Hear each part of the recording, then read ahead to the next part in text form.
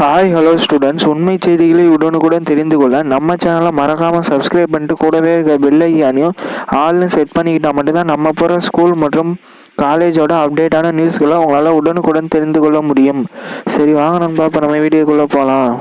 அதாவது பார்த்தீங்கன்னா, ஒரே பள்ளியை சேர்ந்த 107 மாணவிகளுக்கு பார்த்தீங்கன்னா கொரோனா தொற்று உறுதியானது.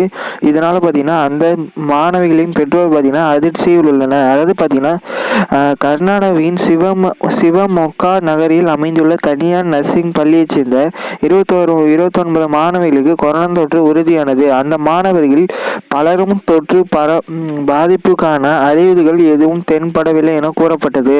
அந்த வகையில் நேற்று பார்த்தீங்கன்னா கர்நாடக மாநிலம் சிங்கமலூர் மாவட்டம் சீகோட்டில் உள்ள தனியார் பள்ளியைச் சேர்ந்த 107 மாணவர்கள் பார்த்தீங்கன்னா கொரோனா தொற்று உறுதி செய்யப்பட்டுள்ளது.